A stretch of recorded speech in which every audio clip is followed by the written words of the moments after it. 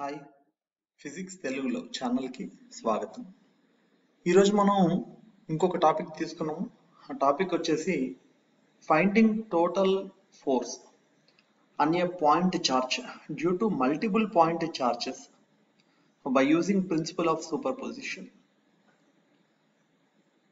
So ఏదైనా ఒక point charge ఉండి దాని సరౌండింగ్ లో ఉన్న రిమైనింగ్ పాయింట్ చార్జెస్ వల్ల ఈ పాయింట్ చార్జ్ మీద నెట్ ఫోర్స్ ఎంత అనేది క్యాలిక్యులేట్ చేయటం అనేది ఈ టాపిక్ లో మనం చేసేది.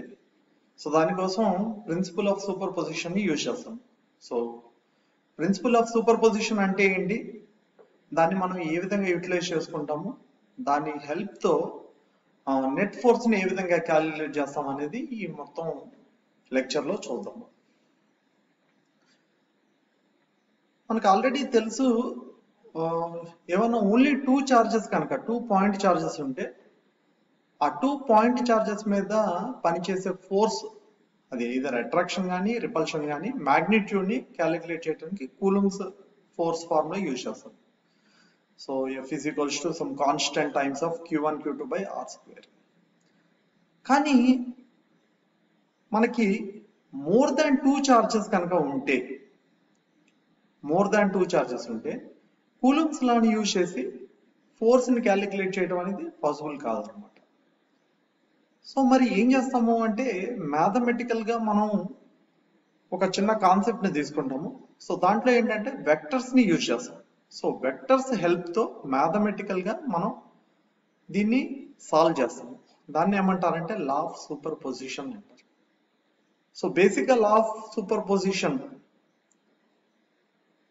ఏం రిప్రజెంట్ చేస్తుంది అని చూద్దాము. ఇక్కడ చూడండి, నేను రాసిన పాయింట్స్ లో థర్డ్ పాయింట్ అసలు లా ఆఫ్ సూపర్ పొజిషన్ అంటే ఏంటిది అనేది చెప్తుంది. మనం ఏదన్నా ఒక పాయింట్ చార్జ్ మీద రిమైనింగ్ పాయింట్ చార్జెస్ వల్ల కనుక ఫోర్స్ క్యాలిక్యులేట్ చేస్తుంటే లా ఆఫ్ సూపర్ పొజిషన్ ఏమని చెప్తుందంటే, it is the vector some of forces on that charge due to the remaining each of the charges, due to the remaining each of the charges. అంటే meaning ఏంటి అంటే, మనం ఏదైతే point charge మీద force ని calculate చేస్తున్నామో ఆ force అనేది రిమైనింగ్ పాయింట్ చార్జెస్ వల్ల వచ్చే ఫోర్సెస్ యొక్క వెక్టర్ సమ్ కి ఈక్వల్ అన్నమాట. సో ఇక్కడ ఇంట్రెస్టింగ్ పాయింట్ ఏంటంటే, మీరు సమ్ P అనే ఒక పాయింట్ చార్జ్ మీద ఫోర్స్ ని క్యాలిక్యులేట్ చేస్తున్నారు డ్యూ టు రిమైనింగ్ ABCD అనే చార్జెస్ వల్ల, పాయింట్ చార్జెస్ వల్ల. సో ఏ అనే పాయింట్ చార్జ్ వల్ల P అనే చార్జ్ మీద ఫోర్స్ అనేది ఈ రెండు చార్జెస్ సపరేట్ గా ఉన్నప్పుడు ఎంత ఫోర్స్ అయితే ఏ అనేది P మీద ఎగ్జర్ట్ చేస్తుందో, ఇప్పుడు ఏ అనేది రిమైనింగ్ ABCD చార్జెస్ మధ్యలో ఉన్నప్పుడు కూడా సేమ్ అంతే ఫోర్స్ ని ఎగ్జర్ట్ చేస్తుంది, అదే డైరెక్షన్ లో కూడా ఎగ్జర్ట్ చేస్తుంది. సో ఇలాంటి ఫోర్సెస్ ని, అంటే ఏ వల్ల P మీద ఫోర్స్ ఏ డైరెక్షన్ ఏ ఎంత అండ్ దాని డైరెక్షన్ ఏంటిది, B వల్ల P మీద ఫోర్స్ ఎంత దాని డైరెక్షన్ ఏంటి, వీటన్నిటి యొక్క వెక్టర్ సమ్ అనేది మనకి నెట్ ఫోర్స్ కి ఈక్వల్ అవుతుంది. సో దీన్ని సూపర్ పొజిషన్ ప్రిన్సిపల్ అని అంటారు.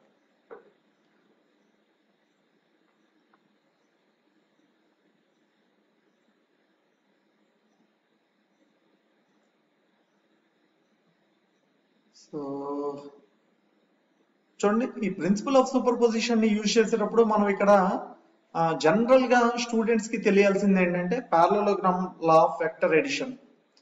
ఈ పారలలోగ్రామ్ లా ఆఫ్ వెక్టర్ ఎడిషన్ అనే కాన్సెప్ట్ ఎవరికైతే బాగా తెలుస్తుందో వాళ్ళు ఈజీగా రిజల్టెంట్ ఫోర్స్ యొక్క మ్యాగ్నిట్యూడ్ ని అండ్ రిజల్టెంట్ ఫోర్స్ యొక్క డైరెక్షన్ ని, అంటే ఎప్పుడైతే ఒక 2 ఫోర్సెస్ అనేవి యాక్ట్ అవుతున్నాయో దాని యొక్క రిజల్టెంట్ మ్యాగ్నిట్యూడ్ డైరెక్షన్ ని ఈజీగా క్యాలిక్యులేట్ చేయొచ్చు అనమాట. దానికోసం మనకు జనరల్ గా వెక్టర్స్ లో పారలలోగ్రామ్ లా ఆఫ్ వెక్టర్ ఎడిషన్ అనేది ఉంది.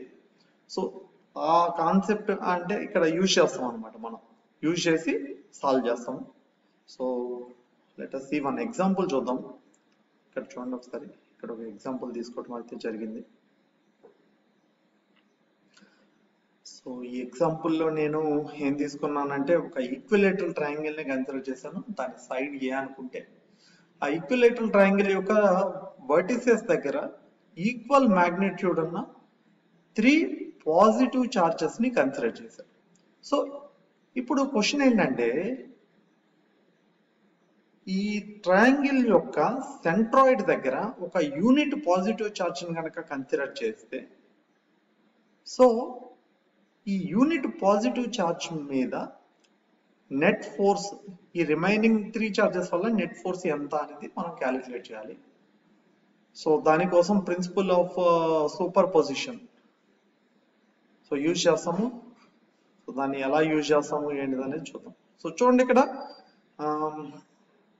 మనకి ఈ ఫస్ట్ చార్జ్ వల్ల పాయింట్ O మీద ఫోర్స్ అనేది అలాంగ్ ద లైన్ జాయినింగ్ ఈ డైరెక్షన్ లో ఉంటుంది.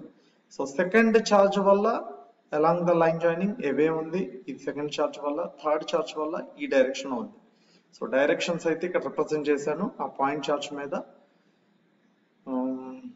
సో మనం ఇక్కడ నెట్ ఫోర్స్ అంటే కనుక దాని మ్యాగ్నిట్యూడ్ క్యాలిక్యులేట్ చేయాలి, డైరెక్షన్ రిజల్టెంట్ డైరెక్షన్ ఇవేంటంటే ఇండివిజువల్ చార్జెస్ వల్ల డైరెక్షన్ ఆఫ్ ఫోర్సెస్.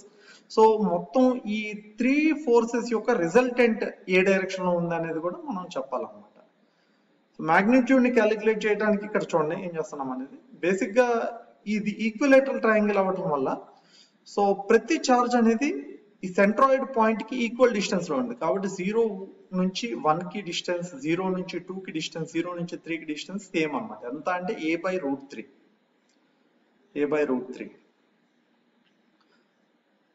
సో ఇక్కడ మనం ప్రిన్సిపల్ ఆఫ్ సూపర్ పొజిషన్ ని అప్లై చేస్తున్నాము to find the net force. So ఏమవుతుందంటే నెట్ ఫోర్స్ అనేది రిజల్టెంట్ వెక్టర్ అనేది vector some of forces on that point charge due to individual charges. So force on O due to 1, force on O due to 2, force on O due to 3.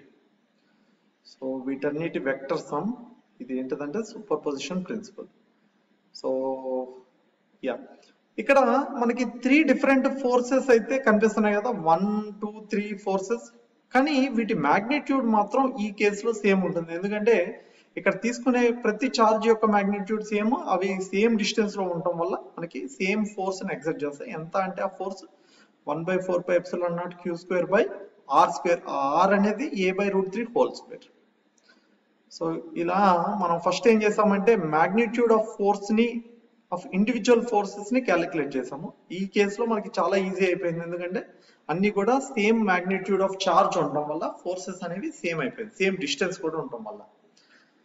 మరి direction గురించి మాట్లాడదాము. Direction గురించి ఇక్కడ చాలా మంది students confuse అవుతారు అన్నమాట direction విషయంలో. మ్యాగ్నిట్యూడ్ అయితే క్యాలిక్యులేట్ చేయగలుగుతారు వాళ్ళు, కాకపోతే డైరెక్షన్ విషయంలో కొంచెం కన్ఫ్యూజ్ అవుతారు. సో డైరెక్షన్ ఏం చేద్దామంటే ఒక సపరేట్ గా మనం ఒక పిక్టోరియల్ డయాగ్రామ్ లో కనుక డ్రా చేస్తే డైరెక్షన్స్ ని డీల్ చేయడం చాలా ఈజీ అవుతుంది. సో మనం ఏదైతే చార్జ్ మీద నెట్ ఫోర్స్ ని క్యాలిక్యులేట్ చేయాలో ఆ చార్జ్ మీద పనిచేస్తున్న ఫోర్సెస్ అన్నిటికీ డైరెక్షన్ ని ఫస్ట్ డ్రా చేయండి ఇట్లా. So along the line joining మనకి ఎవే ఉన్నాయి కాబట్టి మనం ఆల్రెడీ రిప్రజెంట్ చేసిన దాన్ని మళ్ళీ ఇక్కడ ఆ పాయింట్ మీద రిప్రజెంట్ చేసాం అన్నమాట. సో ఇక్కడ చూడండి ఇది ఒక డ్యూ టు ఫస్ట్ చార్జ్ వల్ల ఫోర్స్, సెకండ్ చార్జ్ వల్ల ఫోర్స్, థర్డ్ చార్జ్ వల్ల ఫోర్స్. ఏ 2 ఫోర్సెస్ తీసుకున్నా వాటి మధ్యలో యాంగిల్ 120 degrees ఉంది. సో దట్ కంప్లీట్ ఈ సర్కిల్ లో యాంగిల్ అనేది 360 degrees. ఓకే, ఇక్కడ ఈ పైన కనిపిస్తున్న ఫస్ట్ చార్జ్ వల్ల ఫోర్స్, సెకండ్ చార్జ్ వల్ల ఫోర్స్ ని కనుక తీసుకుంటే ఈ 2 ఫోర్సెస్ యొక్క రిజల్టెంట్ ఫోర్స్ అనేది మనం పారలలోగ్రామ్ లాని యూజ్ చేసి దాని డైరెక్షన్ వచ్చేసి అది అంటే ఈ 2 ఫోర్సెస్ యొక్క రిజల్టెంట్ ఫోర్స్ అనేది యాంగులర్ బైసెక్టర్ ఇలా అప్వర్డ్ డైరెక్షన్ ఉంటుంది, యాంగులర్ బైసెక్టర్ డైరెక్షన్ లో ఉంటుంది. సో ఎందుకంటే 2 ఫోర్సెస్ మ్యాగ్నిట్యూడ్ సేమ్ కాబట్టి యాంగులర్ బైసెక్టర్ డైరెక్షన్ లో ఉంటుంది అన్నమాట. సో రిజల్టెంట్ ఫోర్స్ ఆఫ్ ఇక్కడ చూడండి 1 and 2 ఫోర్సెస్ అది డ్రా చేశాను. సో దీని మ్యాగ్నిట్యూడ్ ని అంటే డైరెక్షన్ ఇచ్చాను, మ్యాగ్నిట్యూడ్ వచ్చేసి ఎఫ్. సో ఈ మ్యాగ్నిట్యూడ్ ఎఫ్ అనేది నాకు ఎలా తెలుస్తుంది అంటే వీ హ్యావ్ ఎ ఫార్ములా అన్నమాట. అది according to the principle of parallelogram law of vector addition లో మనకి ఏవన్నా 2 వెక్టర్స్ కనుక ఉండి వాటి యొక్క యాంగిల్ తెలిస్తే రిజల్టెంట్ ఫోర్స్ ని క్యాలిక్యులేట్ చేయడానికి మనకి ఫార్ములా ఉంది. ఫార్ములా వచ్చేసి √f1² + f2² + 2f1 f2 cos θ. θ అంటే యాంగిల్ బిట్వీన్ ద 2 వెక్టర్స్. ఇక్కడ 120 degrees. అది మనం సబ్స్టిట్యూట్ చేస్తే cos 120 - 1/2 కాబట్టి సో ఇక్కడ మనకి f అనేది రిజల్టెంట్ ఫోర్స్ అయితే వస్తుంది. సో ఏది 1 × 2 ఫోర్సెస్ వల్ల ఇక్కడ డైరెక్షన్ రిప్రజెంట్ చేసా, మ్యాగ్నిట్యూడ్ ని ఇక్కడ క్యాలిక్యులేట్ చేసా. సో చూడండి ఇక్కడ మనకి 2 ఫోర్సెస్ మళ్ళీ వచ్చాయి. ఏంటిది? అది థర్డ్ చార్జ్ వల్ల ఫోర్స్, తర్వాత 1 × 2 చార్జెస్ వల్ల రిజల్టెంట్ ఫోర్స్.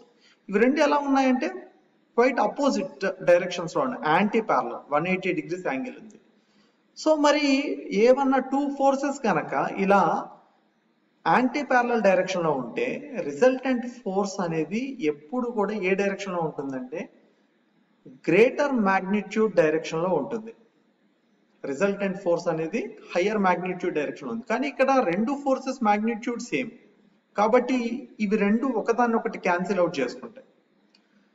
క్యాన్సిల్ అవుట్ చేసుకుంటే మనకి రిజల్టెంట్ ఫోర్స్ అనేది 0 వచ్చేస్తుంది. అంటే రిజల్టెంట్ ఫోర్స్ అనేది ఈ రెండింటి యొక్క రిజల్టెంట్ ఫోర్స్ 0. అలా కాకుండా ఫర్ ఎగ్జాంపుల్ అప్వర్డ్ డైరెక్షన్ లో ఫోర్స్ 3f ఉంది, కింద f ఉంది, అప్పుడు రిజల్టెంట్ ఫోర్స్ అప్వర్డ్ డైరెక్షన్ లో 2f ఉంటుంది.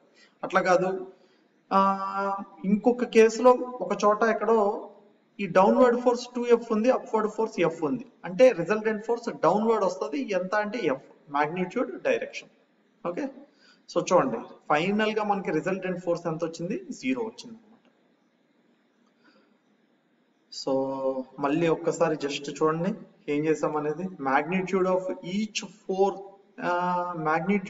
ఈచ్ ఫోర్స్ దట్ ఈస్ అంటే ప్రతి చార్జ్ వల్ల ఆ పాయింట్ O మీద ఎంత ఫోర్స్ అనేది మనం క్యాలిక్యులేట్ చేసాం. ఫస్ట్ ఫోర్స్ ని, మ్యాగ్నిట్యూడ్ ని, తర్వాత డైరెక్షన్ కి వచ్చేసరికి పిక్టోరియల్ గా ఇక్కడ రిప్రజెంట్ చేశాను. సో రిప్రజెంట్ చేసిన తర్వాత parallelogram law of vector addition use చేసా. ప్రతి 2 ఫోర్సెస్ మధ్యలో ఫస్ట్ ఆ పైన ఉన్న 2 ఫోర్సెస్ మధ్యలో చేస్తే నాకు రిజల్టెంట్ ఫోర్స్ అనేది ఈ డైరెక్షన్ వచ్చింది. సో డౌన్వర్డ్ ఎలాగో డౌన్వర్డే ఉంటుంది. మ్యాగ్నిట్యూడ్ ఎలా అంటే ఫార్ములా ఉంది. సో ఈ ఫార్ములాలో సబ్స్టిట్యూట్ చేస్తే మనకి f అని వచ్చింది. సో డౌన్వర్డ్ ఫోర్స్ అనేది f. సో రెండు forces equal magnitude opposite direction లో ఉండడం వల్ల అవి రెండు క్యాన్సిల్ అయిపోయి అవి రెండు కూడా ఒకే ఆబ్జెక్ట్ మీద పనిచేస్తుంది. గుర్తుపెట్టుకోండి, ఇవి 2 డిఫరెంట్ ఆబ్జెక్ట్స్ మీద కాదు. సో ఇవి వచ్చేసి ఇంటర్నల్ ఫోర్సెస్ ని రిప్రజెంట్ చేయవు. సో ఎక్స్టర్నల్ ఫోర్సెస్, ఈ ఎక్స్టర్నల్ ఫోర్సెస్ అనేది ఒకదాంతో ఒకటి క్యాన్సిల్ అయిపోయి మనకి ఏమవుతుందంటే నెట్ ఫోర్స్ వచ్చేసి 0. ఈ కేసులో నెట్ ఫోర్స్ వచ్చేసి 0.